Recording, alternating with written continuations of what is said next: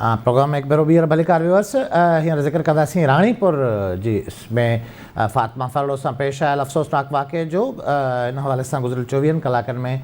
कुझु अॻ भरायूं थियूं आहिनि। ख़ासि तौर ते पुलिस जे तरफ़ां दाख़िल कयल केस जी जांच में ख़बरूं इहे आहिनि त फातिमा फरड़ो केस में दहशतगर्दी एक्ट जा कलम लागू करे इहो जेको समूरो केस आहे उहो ATC कोर्ट ख़ैरपुर मुंतक़िल कयो आहे, जंहिं ते पुलिस क़तल केस में गिरफ़्तार मुख्य जवाबदार असद शाह ऐं डिस्पेंसर इम्तियाज़ मीराणी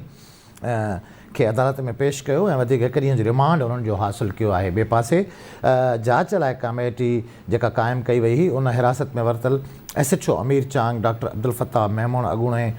MS अली हसन वसाण खे बेगुनाह करार ॾिनो आहे ऐं इहिड़ी रिपोर्ट पिणु अदालत में पेश कई वई आहे। इन हवाले सां मूंसां गॾु टेलीफोन लाइन ते मौजूदु आहे आवाज़ न्यूज़ राणीपुर जो रिपोर्टर अकबर शाहणी। हुन सां ॻाल्हि ॿोल कंदासीं। अकबर, हीअ जेका पुलिस जी इन्वेस्टिगेशन में अॻ भराई साम्हूं आई आहे उन में इहो पुलिस क्लियर कयो आहे त इहे जेके 3 जवाबदार आहिनि SHO समेत उनखे आज़ादु कयो वियो आहे, उनखे बेगुनाह करार ॾिनो वियो आहे। जी इनखे ॿुधाईंदा हलूं त पुलिस जेकी GIT ठहियल हुई जंहिंमें SSP रोहल खोसो, ASP नौमान, IO राणीपुर ऐं SHO राणीपुर मोहम्मद बचल काज़ी, उन्होंने जांच रिपोर्ट अॼु सिविल कोर्ट राणीपुर में जेको आहे दाख़िल कराई, जंहिंमें ॿुधायो त SHO अमीर चांग, साबिक़ MS राणीपुर अस्पताल अली हसन वसाण ऐं निंगरे जे इलाज करण जे इल्ज़ाम में गिरफ़्तार कयल फताह मेमणनि जे बयाननि मूजिबि हुननि खे GIT बेकसूर करार ॾिनो। अहिड़ी हिननि जेको आहे पंहिंजी जेकी इंक्वायरी रिपोर्ट आहे उहा राणीपुर कोर्ट में जॾहिं दाख़िल कई त उन में जेके फ़रियादी धुर जा वकील हुया, जंहिंमें एडवोकेट निसार बंबरो ऐं एडवोकेट बख्तावर शेख, उन्हनि पिणु जेकी आहे हिन जी ताईद जेके बि बेकसूर माण्हू आहिनि उन्हनि खे असां नथा चाहियूं त उहे हिन केस में फासनि, उन्हनि खे अगरि अदालत आज़ादु करे थी त उन्हनि खे को बि एतिराज़ न हूंदो। अकबर इहो ॿुधायो त कहिड़े बुनियादनि ते पुलिस इन्वेस्टिगेशन में इहो साबित कयो आहे त इहे बेगुनाह आहिनि? रुगो बयान आहिनि या DNA सैंपल्स ऐं ॿी जेका साइंटिफिक जांच कई वई पए उन मूजिबि ही माण्हू बेगुनाह साबित थिया आहिनि?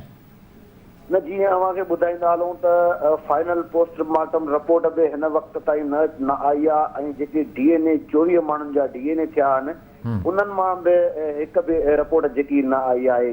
अव्हांखे इहो ॿुधाईंदा हलूं त हीअ जेके 3 जवाबदार हुया उन्हनि जी DNA टेस्ट वरिती बि न वई हुई कंहिं शक जे बुनियाद ते, पर उन्हनि खे सिर्फ़ु बयाननि जे आधार ते या कंहिं शाहिद ऐं साबितुनि जे आधार ते जेको GIT हिकिड़ी पंहिंजी रिपोर्ट ठाहे अॼु कोर्ट में जमा कराई, जंहिंजे बुनियाद ते कोर्ट सबूरी हिननि खे एक्सेप्ट कंदे चयो त उन्हनि खे आज़ादु कयो वञे। अकबर, इहो ॿुधायो त 2 जवाबदार जेके आहिनि हिन में असद शाह ऐं डिस्पेंसर इम्तियाज़ मीराणी खे अॼु वधीक 1 ॾींहं जे रिमांड ते पुलिस कस्टडी में वरितो वियो आहे। हिन समूरे केस खे 780A मुंतक़िल कयो वियो आहे ऐं दहशतगर्दी वारो एक्ट हिन में शामिलु कयो वियो आहे। हिननि 2 गिरफ़्तार जवाबदारनि जे ख़िलाफ़ पुलिस हींअर ताईं कहिड़ा सबूत पेश करे सघी आहे कोर्ट में? इहे असां तव्हांखे ॿुधाईंदा हलूं त असद शाह त मुख्य जवाबदार जेको वीडियो में बि ॾेखारियो वियो ऐं उन ते क़त्ल जी FIR बि दाख़िल कई वई हुई। जेकॾहिं ॿुधाए वञे त जेको इम्तियाज़ मीरासी आहे उहो ज़ाहिर में पहिरियों डिस्पेंसर हुयो ऐं उन खां पोइ जॾहिं हुनजी मालूमात वरिती वई त उहो नाइब कासिद हुयो। अहिड़े हवाले सां असांजी SSP खैरपुर सां बि ॻाल्हि थी हुई ऐं उन जी तस्दीक कई त हिननि जो जेको केस में शामिलु करण जो मक़सदु इहो आहे त हीउ हिकिड़ो डिस्पेंसर जो कमु करे रहियो ऐं नाइब कासिद हुयो, जंहिंजो बुनियादु बणाए ऐं हिन जो केस जेको नालो जेको आहे उहो केस में खोलियो वियो आहे। न, पर उनजो मतिलबु इहो त न आहे न डिस्पेंसर जो कमु कयईं पे नाइब कासिद हो, हुनजो ॾोह पंहिंजो वारो जी सज़ा पंहिंजी आहे। हीउ मर्डर केस आहे, दहशतगर्दी एक्ट आहे, हिन में ॿिया इलाही सारा सेक्शन्स आहिनि, रुगो इहा जस्टिफिकेशन न हूंदी। अकबर, इहो ॿुधायो त हू जेको ॿियो जवाबदार कराची खां ड्राइवर गिरफ़्तार करे आई, पुलिस छा हुनजी गिरफ़्तारी छो न कई वई आहे हींअर ताईं? बिल्कुलु उनजी गिरफ़्तारी एजाज़ काज़ी जेको असद छा उनजी गिरफ़्तारी बि छो कई वई आहे ऐं उनजे मथां केस बि दाख़िल कयो आहे ऐं केस में ॼाणायो वियो आहे त हिन सहूलियतकारीअ जो जेको आहे कमु कयो आहे ऐं ऐं संदसि धीउ हिना शाह खे जेको आहे पंहिंजे गाॾीअ ते खणी किथे छॾे आयो आहे, पर ॿिए पासे ते उनजे वारसनि सख़्तीअ सां इन जी जेकी आहे तरदीद कंदे असां मीडिया वारा त ही बेगुनाह हुयो, कराची हुयो, जंहिंखे पुलिस धोखे सां घुराए त तव्हांजो बयानु थींदो, रानीपुर थाणे ते घुराए हुनखे लाकअप कयो आहे ऐं जंहिं बैदि हुनजी गिरफ़्तारी बि हिकिड़ी नाजाइज़ी तौर ते कई वई आहे। मतिलबु इहो पिया चओ तव्हां अकबर, हुनजी जेका FIR थी आहे उहा ॿी FIR थी आहे हुन ते एजाज़ काज़ी ते, जंहिंमें पुलिस इहो ॼाणायो आहे त हीउ इन समूरे मामले में सहूलियतकारी वारो किरदारु अदा करे पियो, इन करे खेसि गिरफ़्तार कयो वियो आहे। इन केस खां हटी करे एजाज़ काज़ीअ ते जेको आहे सहूलियतकारीअ जो कयो वियो आहे। अच्छा, इन केस में ॿिया कहिड़ा नामिनेट जवाबदार आहिनि जिन जी गिरफ़्तारी अञा ताईं अमल में न अची सघी आहे अकबर? जी, हिन में जेको फातिमा निंगरे जो केस शुरात में 2 नामिनेट किया विया जवाबदार, हिकु असद शाह ऐं उनजी जेकी आहे घरवारी, ऐं उन खां पोइ संदसि जेकी फातिमा जी अमड़ आहे उन हिकिड़ी दरख़्वास्त कोर्ट ऐं पुलिस वटि ॾींदे हिन जांच में फयाज़ शाह खे शामिल कयो वञे ऐं फयाज़ शाह ऐं उन बाद में जेको आहे डिस्पेंसर सदाईंदड़ इम्तियाज़ मिरासीअ खे हिन केस में शामिल कयो वियो, जेके हिन टोटल जवाबदारनि जो तइदाद 4 आहे। ऐं अॼु पेशीअ दौरान जॾहिं वकीलनि दलील ॾिना त उन में वकील जेको फरियादी दौर जा वकील हुआ उन में कोर्ट वारो सख़्तु मौक़िफ़ इहो चयो त हिन मथां ADC जा कलम दाख़िल कया वञनि,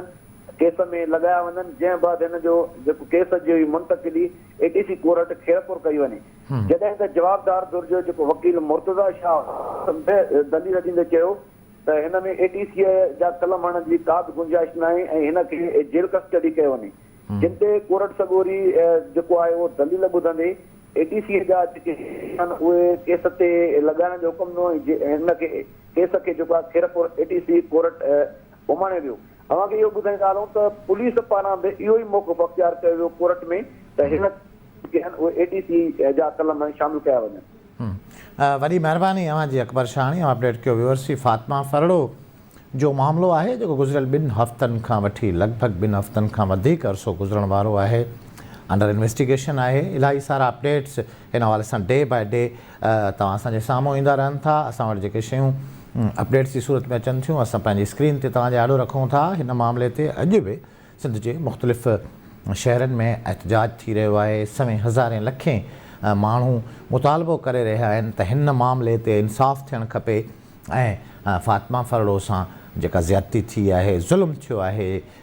उन में जेके हक़ीक़ी मुलविस जवाबदार आहिनि, किरदार आहिनि, उनखे साइंटिफिक ऐं बिल्कुलु प्योर प्रोफेशनल तरीक़े सां इन्वेस्टिगेशन करे उनखे कानून जे कटड़े में आंदो वञे। यकीनन मूं पंहिंजे पोएं प्रोग्राम में बि इहा ॻाल्हि कई जेका अॼु असांजो रिपोर्टर अकबर शाहणी ॿुधाए पियो त जेको विक्टिम न्याणी आहे उनजे वालिदैन जा जेके वकील आहिनि उनजे वकीलनि जो बि इहो ई मौक़िफ़ आहे त हिन मामले में कंहिं बेगुनाह खे सज़ा न अचणु खपे। यकीनन ही जेको 3 माण्हुनि खे पुलिस आजो कयो आहे, SHO Amir Chang, doctor Abdul Fattah Memon ऐं अॻूणे MS अली हसन वसाण खे, त उनजी जस्टिफिकेशन हूंदी पुलिस वटि ऐं पुलिस पंहिंजी इन्वेस्टिगेशन में जॾहिं नतीजे ते पहुती आहे त ही माण्हू बेगुनाह आहिनि त बेशक बेगुनाहनि खे कंहिं बि सूरत में हिन हेॾे वॾे संगीन केस में फासाइणु न घुरिजे ऐं हक़ीक़ी माण्हू जेके मुलविस आहिनि उनखे हर सूरत में कैफ़र किरदार ताईं पहुचाइणु घुरिजे। व्यूअर्स, वक़्त पे ब्रेक जो, ब्रेक खां पोइ पाण वापसि ईंदासीं ऐं प्रोग्राम जारी रखंदासीं।